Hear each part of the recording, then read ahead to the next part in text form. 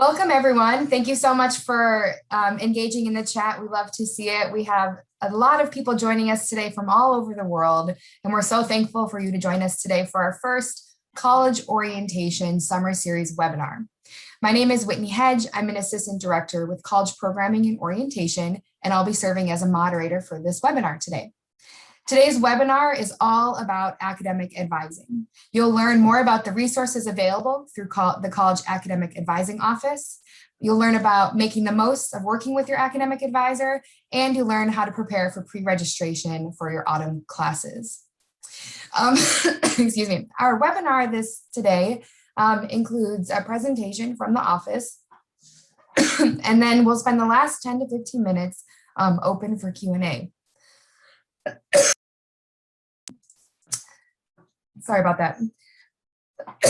Because we are in a webinar, we'll be accepting questions through our Q&A portal. So you can see at the bottom of your screen a Q&A button. Go ahead, open that up. If you have questions at any time, you can submit a question there. If you see any questions that have already been asked that you would like, you can upvote those questions and we can answer those if we have time. So if you have any questions, again, please use the Q&A feature. All right, I'm going to pass it over to Callie Brown. She's an academic advisor with the College Academic Advising Office.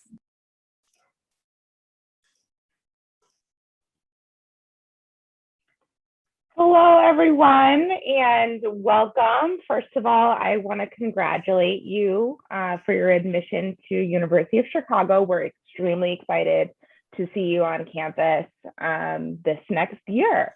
So I want to welcome you to the first in a series of academic advising webinars that we're going to be hosting this summer, and introduce several of my colleagues that are going to be joining us today. Just as Whitney said, please try and use the Q&A feature. However, we're going to be waiting to answer questions until the end. So if you see something that you are interested in and you want to know that we haven't answered, please upvote it, give it a like, and that's going to make it more accessible for us to facilitate in the Q&A at the end of our presentation. Moving forward to introduce you to everyone that's going to be joining us today.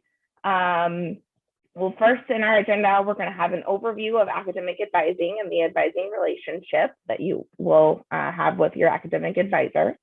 Then we're going to be moving into a preview of the core curriculum and your autumn quarter, pre-registering for your humanities course sequence, and any next steps after that.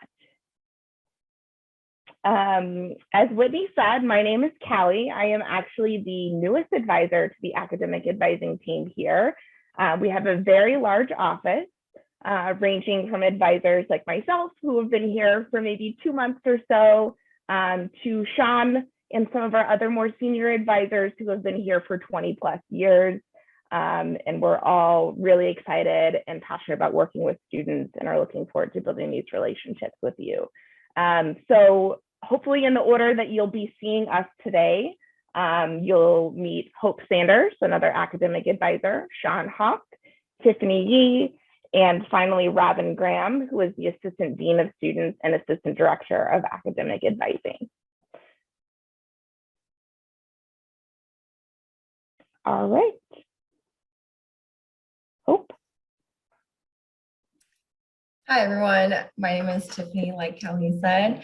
On campus, you can find the College Academic Advising Office located in Harper Memorial Library, which is on the south end of campus.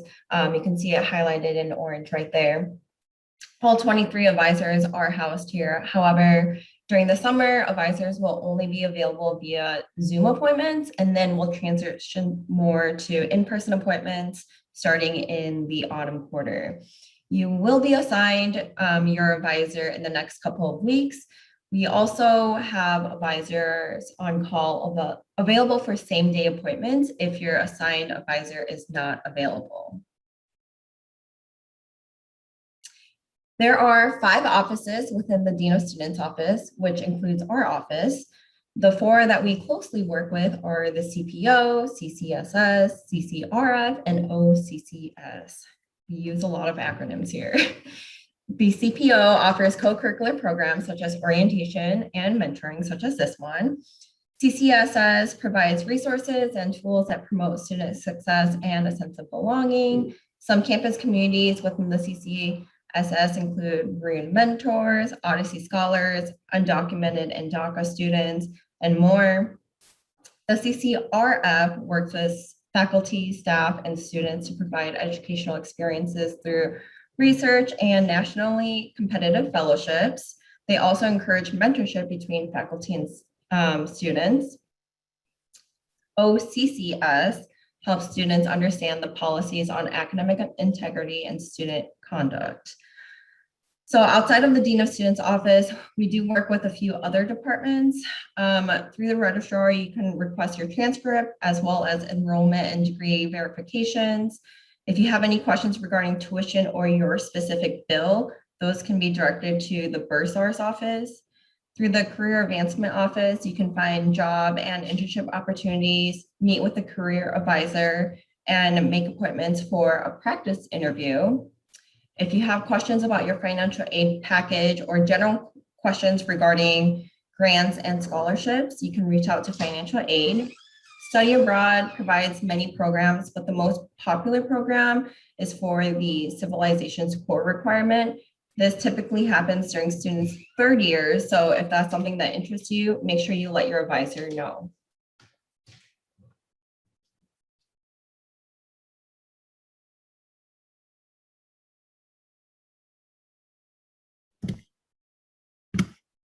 All right, hi, I'm Hope. I'll take it from here. So just to go over a few things about kind of how advising works and what we're going to talk about during our meetings. Some of our primary goals are listed here. Our main job is really to advise you on your academic journey, on your academic path, however that looks like for you individually. So a lot of students have questions about, well, my friend is doing this, maybe this is what I want to do as well, or this is what, my mom told me to do, which is all fine, but we're here to talk to you and we want to learn all about you and what your individual goals are. So that's what we're here to do. We'll also help you a lot with academic policies and procedures. So I know a lot of you have questions about registration right now. How do I pick my classes? What does that look like? What about add drop? No worries at all. We're happy to go over that with you. You'll be receiving a lot of information on how to do that. And then also we'll talk about that in our individual advising appointments to make sure you've understood all the information that's given to you and then answer any additional questions that you may have. We also talk a lot about different resources on campus. We have so many incredible people, incredible offices that will be so helpful for you on your journey here. Whether that's a club, whether that is career advising to help you find jobs and internships or whatever it may be. Whatever your interest is, there's something for you. So we're happy to talk to you about that as well. Also, if something comes up that you find challenging, or maybe you run into a roadblock during your time here, that is, definitely common, happens to pretty much everybody, and that's okay. Everything's not always going to be perfect. And that's why we're here. We're here to walk you through it. We're here to help you with that. And we're also help you develop your solutions to the different problems. That we won't tell you exactly what to do explicitly to solve, every single problem that comes up will obviously help you, but you'll still have the ability to problem solve for yourself and think about different solutions. But we're just more here as a guide rather than to tell you every single thing to do. And we'll also help you think about why. We love to talk to you about this and figure out kind of what drives you, what motivates you, when we find that's really helpful when you're trying to figure out your own path and your own academic journey. So those are just a few things that we'll do. There's many more, but we'll obviously be talking about that again in our meetings. Okay, so moving on to a few things that we don't necessarily do. We don't tell you exactly what to take. Again, if there's a situation where we see that you're definitely in need of a class that you have to take in a specific quarter, we will absolutely mention that to you. But for the most part, what you'll be doing is kind of viewing the academic catalog, which we will gladly show you. We'll show you how to use it. We'll show you different other online resources. So you can see what the requirements are for your degree, and you will have the ability to choose for yourself, for the most part, which classes that you'll take. We also don't really give specifics about which class is necessarily better, who's the best professor, things like that. I've had a lot of students, I know we have asked, what is the easiest class I can take? What are the easiest classes where I can still get by and get my degree completed? But that's not really the goal. It's finding the easiest classes. It's finding the classes that will benefit you the most, your time here, and will help get you to where you need to be. So that's what we're trying to figure out when we're scheduling classes and when you're scheduling classes. So we're happy to talk to you about that too. We're also not here to tell you what to major in. Again, nobody can tell you that, your parents or your friends. That's something that you decide on your own. We can definitely work with you if you're not sure to talk about what your interests may be and kind of troubleshoot or even, vision board it if we need to about what you'll be able to do, what you want to do based on your interests. So that's something absolutely we can delve into. But we're also ultimately not here to judge you. So whatever your choice is when you're deciding these things, we're just here to support. We're just here to help. And then one last note about what we don't do. We don't necessarily talk to your parents. We're here to talk to you. We're your advisor. We're not really your parents' advisor. If a parent contacts us, we're welcome, so we can talk to them if you'd like, but we'll notify you of that because we always want to keep you in the loop because you're the person we're here to help. Okay. All right, and then just a few expectations in general for the academic advising appointments. Email is really important. So what we'll expect you to do, and kind of the same for us, is read and respond to emails. Sometimes we do have a lot of emails, especially now as we're starting the quarter, but we'll try to respond to those as quickly as possible. And we would expect you to check your email as well when you can. That's how we're going to send, important reminders. We'll send a lot of information via email regarding registration, or, if anything else comes up, that's our primary mode of communication. So always check your email. Also, being on time for appointments is very important because we have so many students and we want to be able to have a chance to see everybody. So if you show up, 10, 15 minutes late, we may not be able to be there. We may have to move on to the next student. So that's why it's really important to be on time. And also, especially, we do have required meetings. So every quarter during your first year, you have a required meeting. So if you don't attend that, you may have a hold on your account and have to get that removed prior to registration. And you don't want that. So you definitely want to attend the meetings and be on time. Obviously, something may come up where you're going to be late or you won't be able to make it that day. That's okay. That happens to us too. Everybody's human. Everybody has conflicts. So no worries there. But it's just important that you let your advisor know as soon as you can so they can help you reschedule. So that way, again, nobody wastes anybody's time. That's not what we want. We want everything to run as smoothly as possible, and we're here to help you do that. Okay, and then another expectation, I think we mentioned this a little bit earlier, super important. We'll teach you, how to kind of write these professional emails. That's something we're happy to go over as well. But also the last one is super important, I think, too, reviewing the college catalog and using the resources. A lot of things that will help you make the most of your time, whether it's in an appointment or just planning in general, is having that catalog out, again, so you can see all the degree requirements. We use that too as advisors, just to look at and see which classes you're going to need and help you make a plan. So if you've already looked at that and you have a good idea of what you want to take, what you want to major in, maybe this is going to be your best friend. This is going to help you know which classes to take.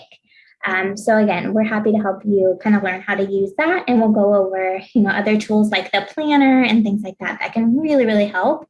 But it's just nice to have these general expectations in mind.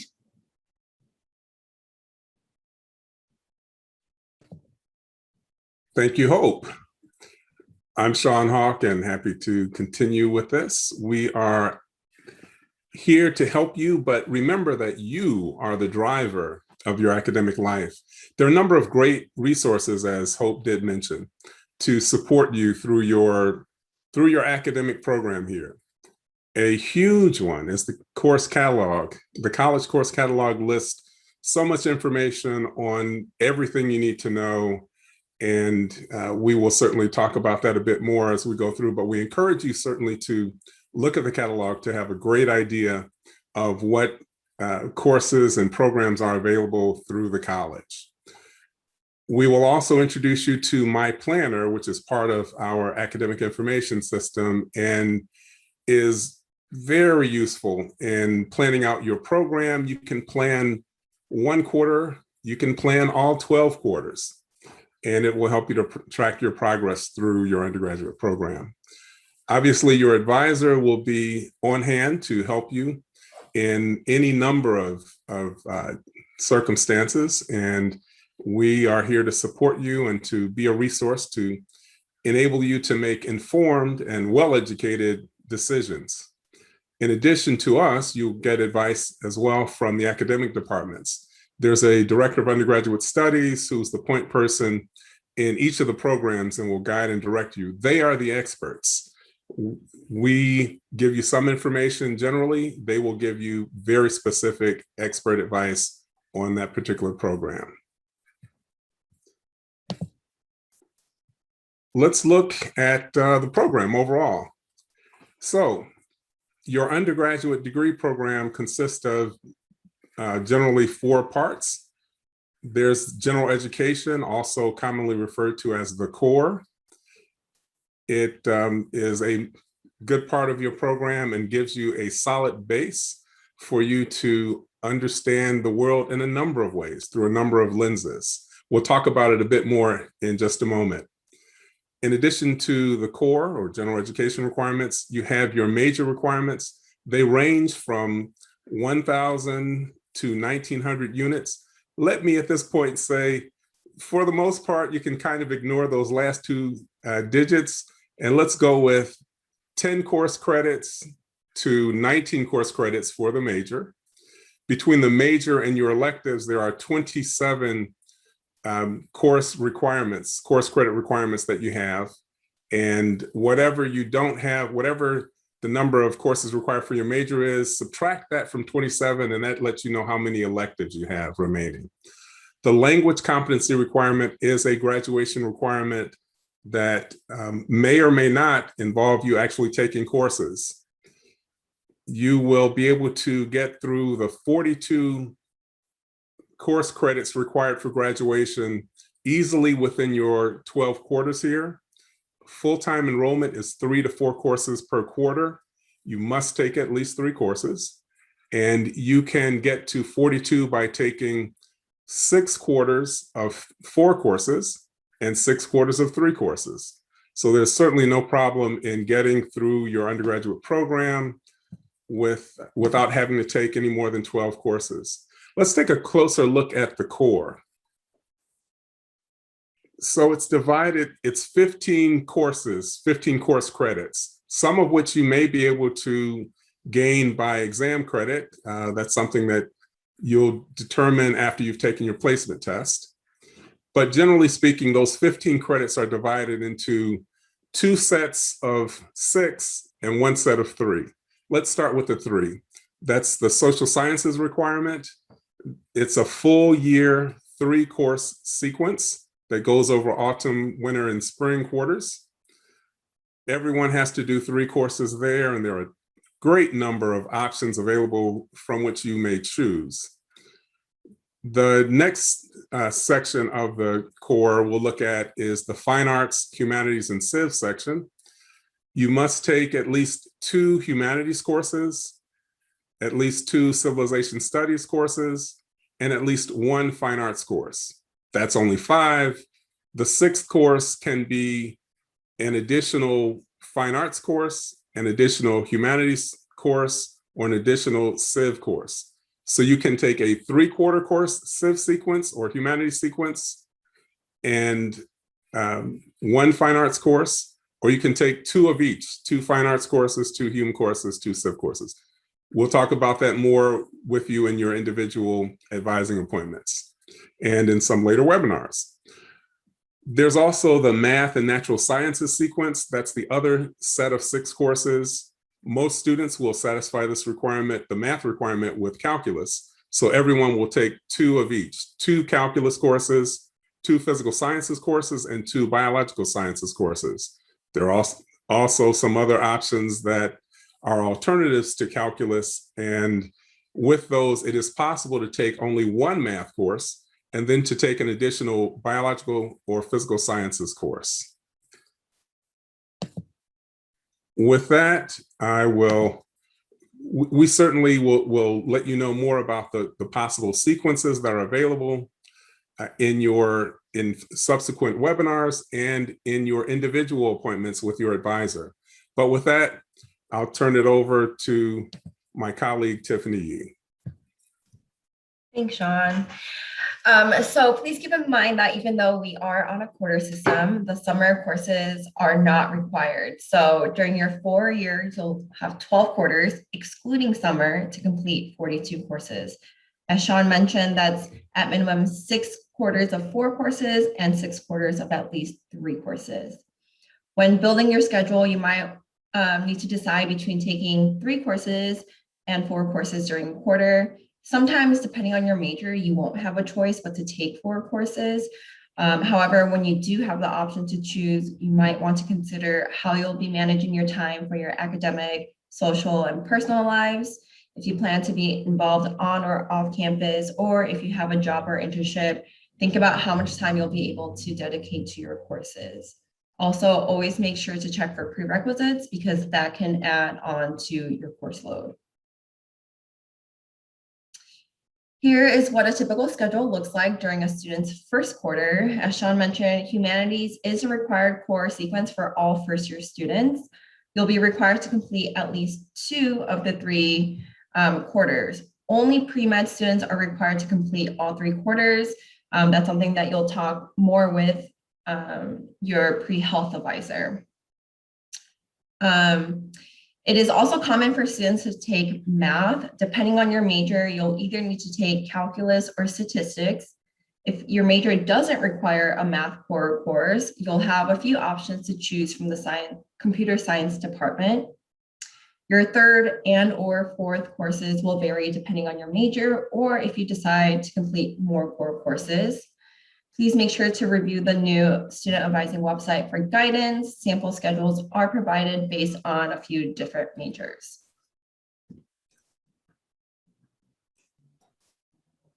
Hi, everyone. Good afternoon. My name is Robin Graham. I will talk to you a little bit about what you need to do this upcoming week to make sure you are registered for your autumn quarter courses. So I'm sure all of you know that you will be first pre-registering for your humanities course. This is the first step that you will take in order to build your autumn quarter schedule. You'll just be registering or pre-registering for this 1 course. And we're doing this early because your course is tied to your housing assignment, and we want to allow enough time for housing to be able to make those appropriate assignments. So there's 3 main steps that you will need to take in order to prepare yourself to pre-register for your humanities course.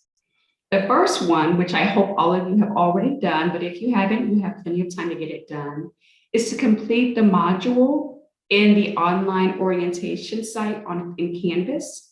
So the academic advising module will direct you to review the course catalog, specifically around the humanities sequence options, to review the humanities website, which again will provide an overview of the humanities courses which are available and links to the syllabus for each of those courses, which will be very important for you to look at.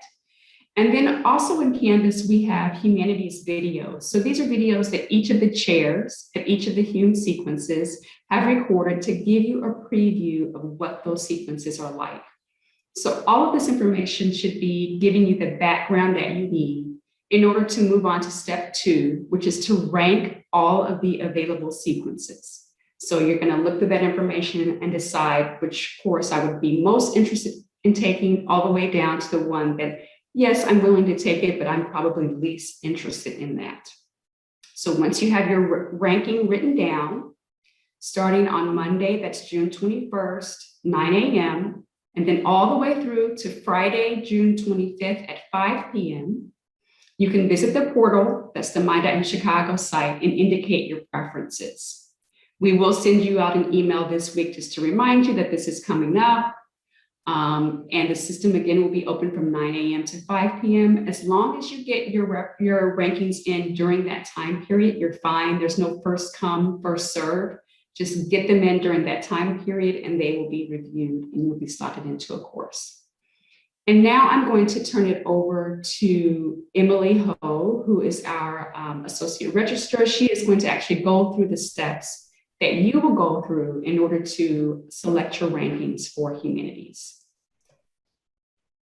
Thank you, Robin.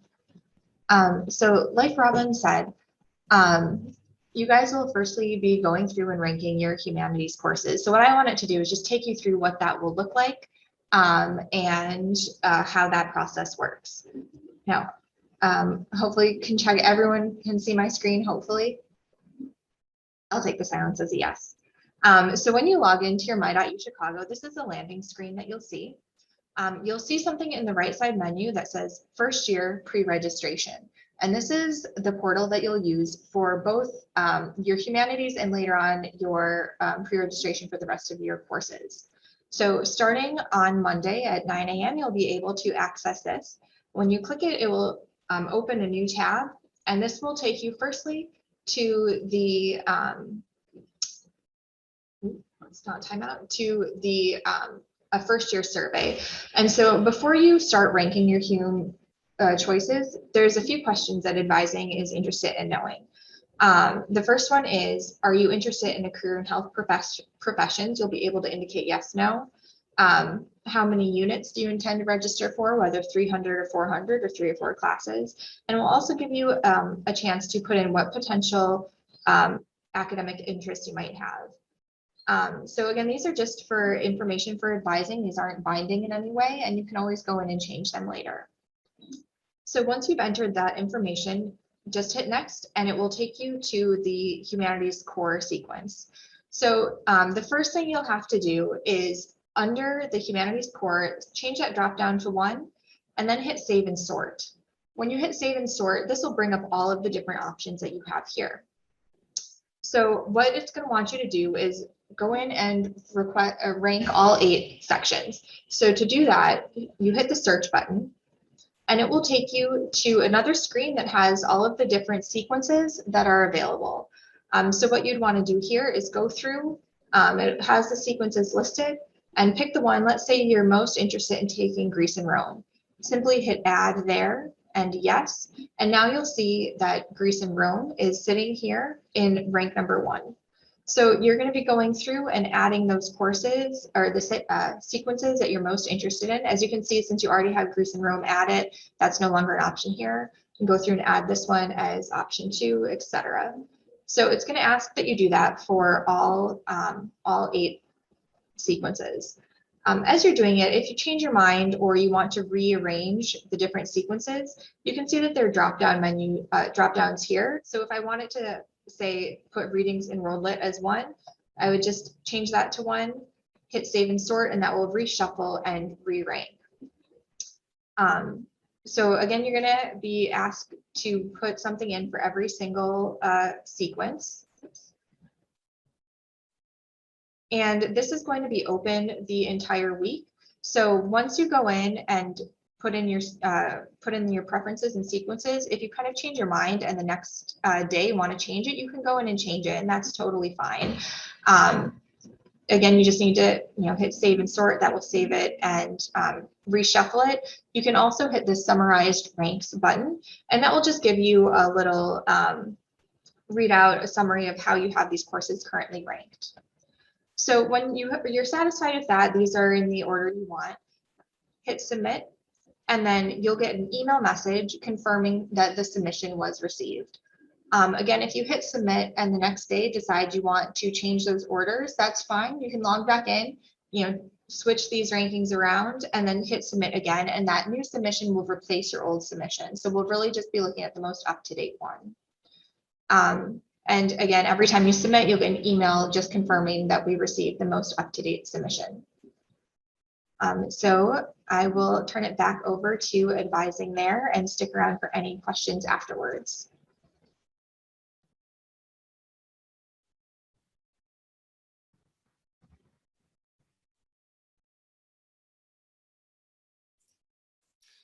Okay, just want to remind folks that, this is a lot of information. It's all in Canvas and also on the new student advising website. So you don't have to worry about trying to remember the steps or how to do the pre-reg for Hume.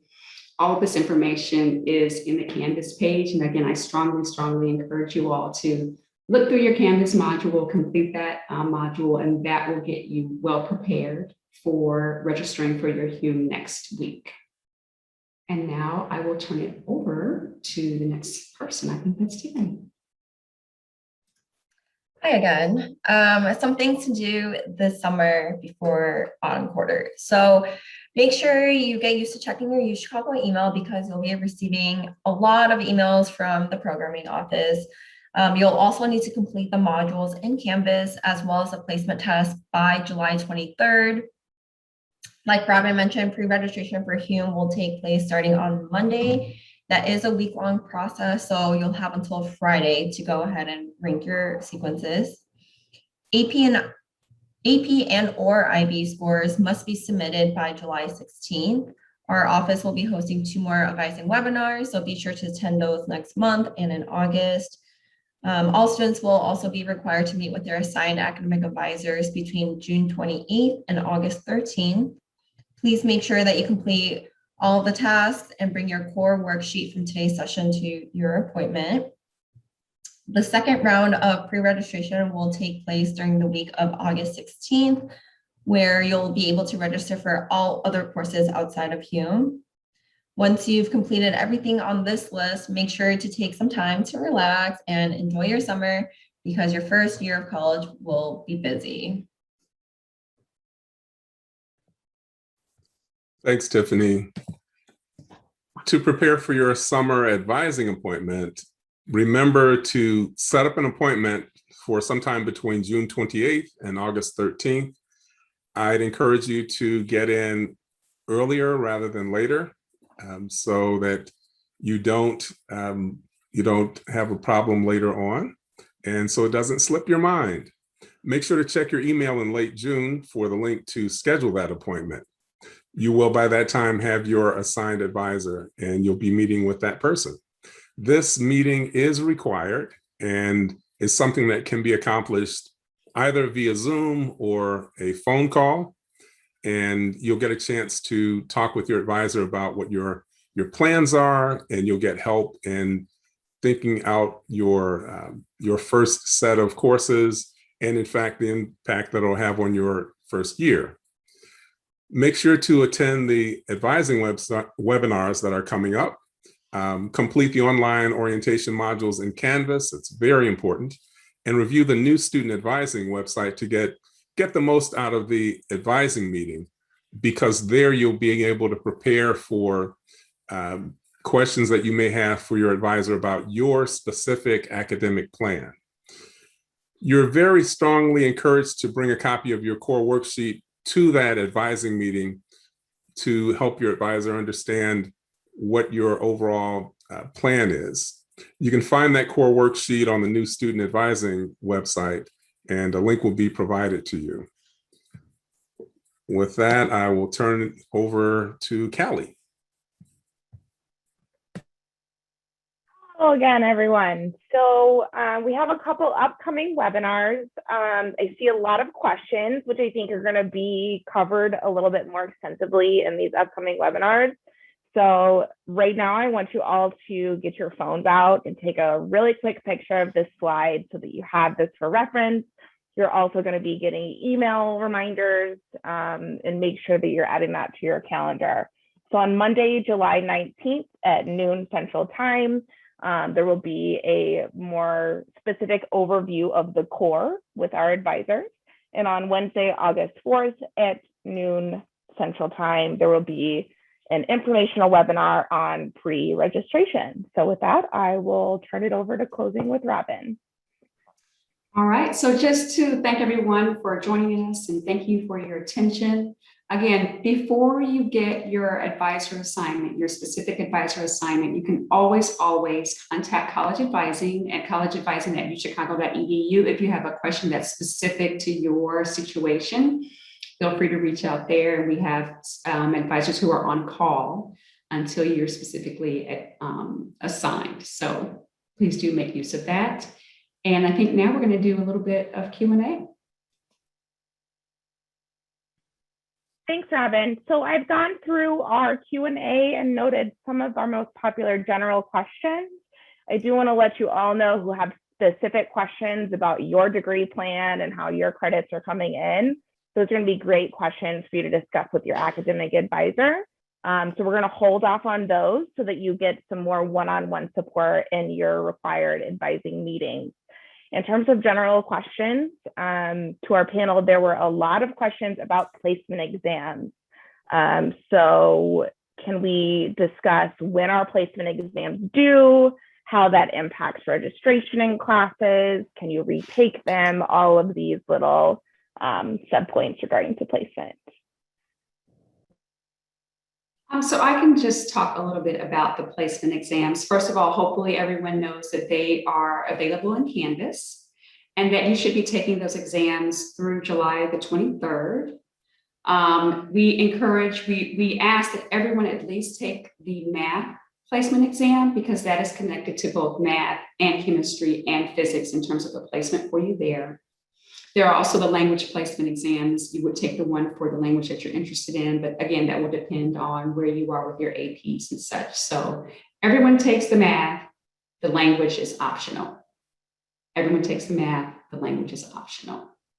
And those are, again, so that you can better determine, or we can better determine where you will start. So we want you, to do your best, but it's not an exam where you need to study for because we want to make sure that you're actually placed in the right place. And then if you have a specific question about your placement, I would say reach out again to College Advising, that email address to ask your question there. Did I get everything, Callie, or did I miss something? Can you retake a placement exam? Not really, no. So, unless something really strange happened, while you were taking the exam, we really want to just see where you are so that we can make sure that you are in the best best starting course for you. Thank you, Robin. Another question was regarding language competency and if students are native speakers, is there an option to test out and what fulfills language competency in terms of courses to take at the university? I'll take that one. Certainly, students who are native speakers of language can place out of courses or place into higher level courses. There's as well a competency exam, language competency exam that's given every winter quarter, about the second week of the quarter, which would allow you to satisfy the language requirement without having to take any courses. You may also, though, petition if you are, and I saw this question in the Q&A section, you may also complete a language petition to have the language requirement waived as a result of having lived in and been educated in a different country where a language other than English is spoken.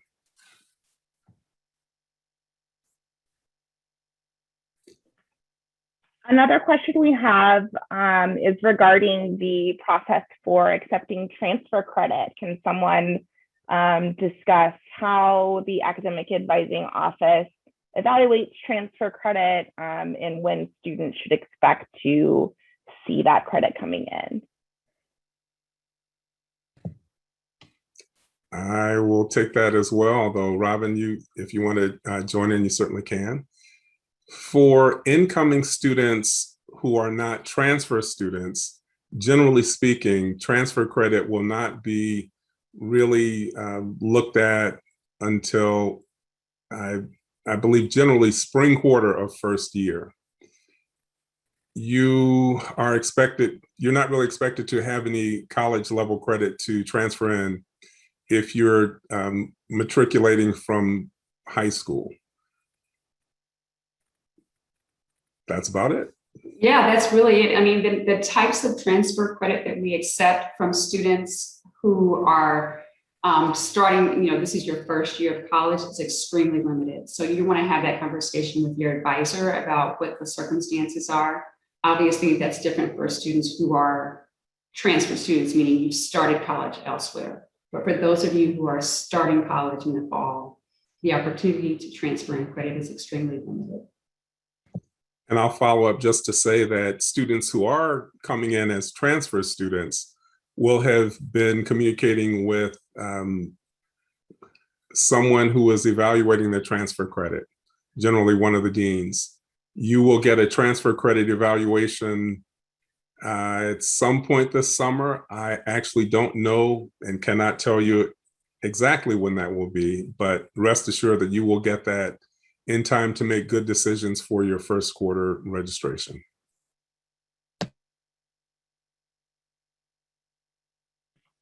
What is the likelihood that I will be placed into my first, second, or third ranked humanities class? And what effect does that have on my housing assignment? Emily, is that something that you want to talk about? I can take a stab at it. I can't give exact likelihood that you'll be in your first or second humanities class because a lot will depend on your classmates. If every single person in the class wants poetry and the human #1, then that's going to limit how many people get their first ranking. But in general, most students do get something that they place in their top 3 requests. So the next question, part of that question, I think, was how is it related to housing?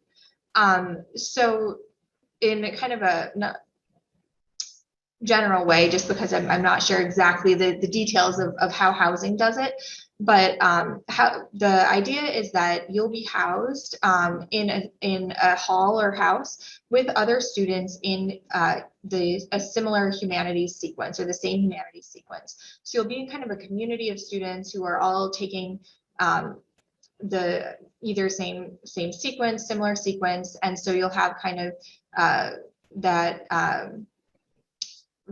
that community of students surrounding this class that's being pitched as kind of a live and learn community. So in that way, housing is looking at which sequence you end up in for humanities, and then using that to help determine which hall or house you'll be in. Thank you, Emily. Another question we have is asking our panelists to explain the difference between core classes and general electives, and what types of classes can you take for general electives? That's a great question. I saw Tiffany pop on. Do you want to take that, Tiffany? Sure. Yeah, I can answer. So think of your core courses as your foundational courses for the college. They are the required 15 courses, which includes Hume, Civ, Arts, Bio, Phi-Sci. I am missing one. But yes, the 15 courses that are required for the core are a requirement. Your general elective courses, these are kind of like, think of it as like leftover courses outside of your requirement. If you have room to fit into your schedule, you can take these general elective courses. These general elective courses can be any course you want to take. But as always, make sure you are checking for prerequisites, because if a course you really want to take as a general elective has a prerequisite, you will need to take that course before you take your official general elective course. So at that point, you're looking at doing essentially 2 general electives instead of just that 1 general elective course.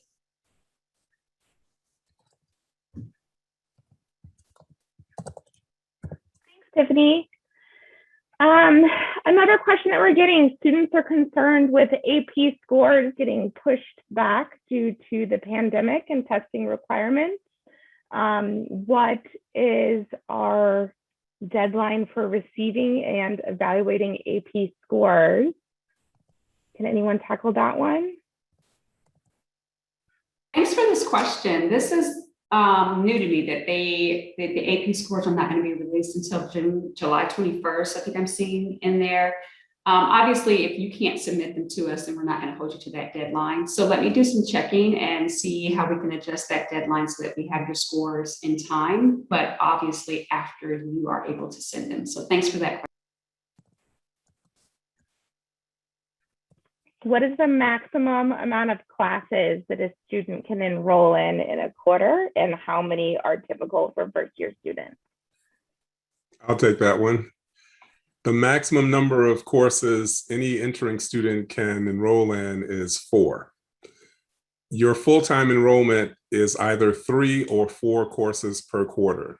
And again, the maximum that you will want to try to handle is 4, I assure you, especially as you're adjusting to life in college, away from home, and with all the other responsibilities, and transitioning to interacting with other college students, getting to know the campus, getting involved in co-curricular activities. 4 is certainly enough.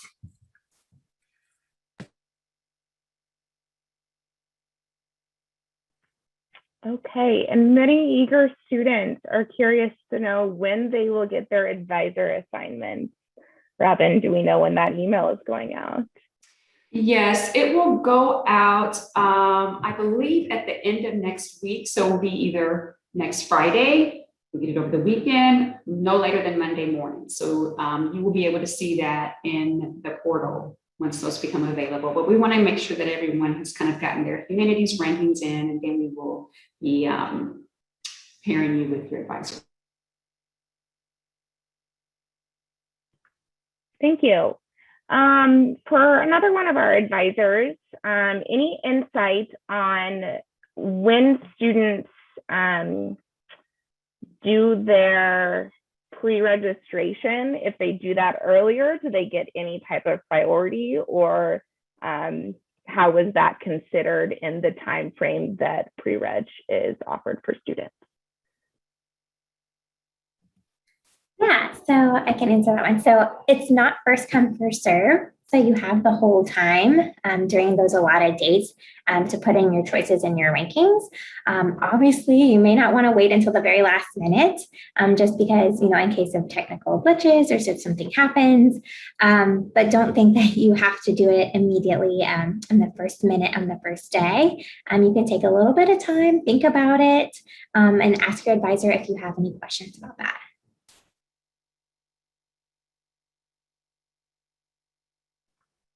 I am seeing a lot of specific questions about AP and IB scores. I'm wondering if one of you wouldn't mind sharing a link to our equivalencies for everyone in the chat so we can just get that done in a general answer.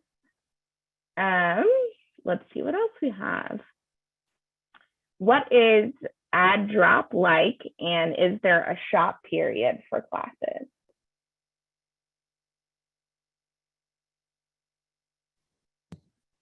Okay, I guess I'll take that one. Oh, I'm sorry. Go ahead, Emily. No, Sean, go ahead. Okay. Well, during the first 3 weeks of any quarter, it's possible to change your registration. That's what's known as the add drop period or the registration change period. Yes, it is possible to shop around for courses, but only with a limited. Well, for first-year students, not so much, actually. This is something that that would come into play in later quarters. Your registration will be finalized in your for your first quarter, and the only way that students might be shopping for courses is if they didn't get a fourth course and they're trying to get in that and they're trying to get instructor consent. Emily, have I covered everything? Yep, that pretty much covers it.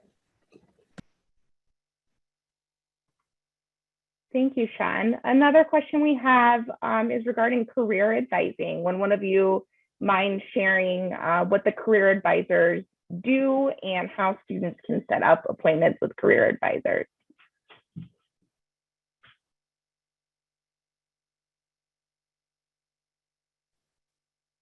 So we have a really robust career advising office here on campus. It's called Career Advancement. Just like you're assigned an advisor in our office, you'll also be assigned an advisor in their office. And Tiffany has placed a link to how to make an appointment with them and just their general website in the chat. So again, they offer all types of help, from reviewing your resume to then helping you all the way through the job search, exploring different careers. They have several specific programs for students who are interested in specific areas. So if you're interested in the health professions, if you're interested in business, if you're interested in education, they have groups where you kind of have a targeted cohort of students that you work with. So again, they are available to meet with you also, I think closer to the end of the summer, but they are here for all 4 years, and you'll have an advisor in that office as well.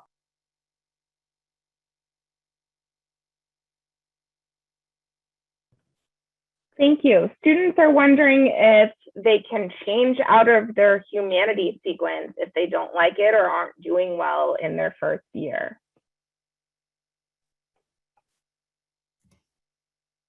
So it's not really the recommendation if it's, not what you had expected or what you really wanted to change out.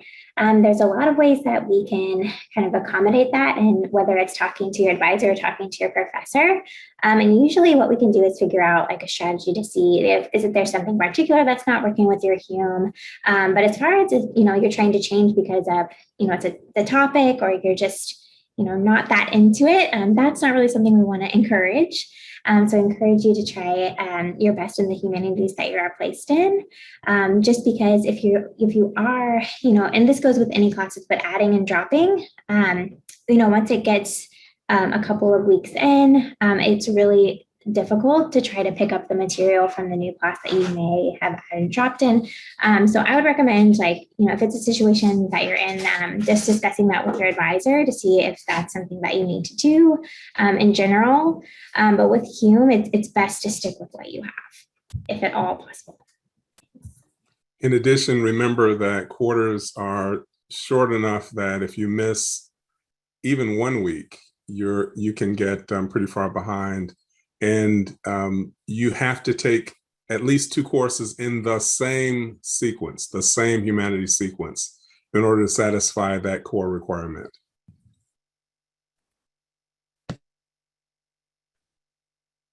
Thanks, guys. Kind of along that, in addition to humanities, as academic advisors, what other core classes do you usually see your advisees taking as first-year students?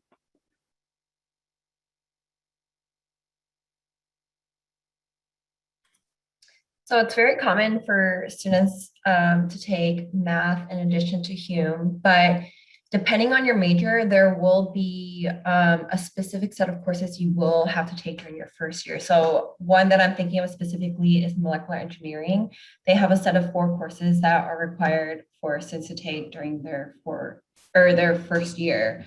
Outside of your core courses, sometimes students just want to get a jump start on their major, and so they'll take an intro course during their first year. But other common core courses students will take during their first year outside of human math will either be their physical sciences requirement, their bio requirement. Sometimes students who place into a specific language course will end up taking their language requirement during their first year. So it just really varies. And also depending on your major, if you're coming in already decided as a specific major, your advisor can also provide you with kind of like a recommended schedule so that you don't fall too behind in that specific major.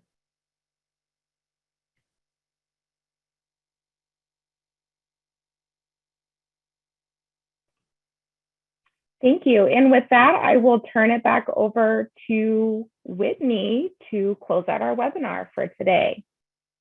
Awesome. Thank you, everyone. We want to thank everyone for joining us today. Again, this will be recorded and we will place it on the communications from the college section of the orientation website, orientation.uchicago.edu, and we will try to get that up by the end of the week. I saw a lot of questions about the UChicago mentoring program and your assigned peer mentor. Those introduction emails went out last week to your UChicago email. If you didn't receive that, or if you are having issues with your UChicago email, please reach out to our office, college-programming@uchicago.edu, and we can triage any peer mentoring or communications questions.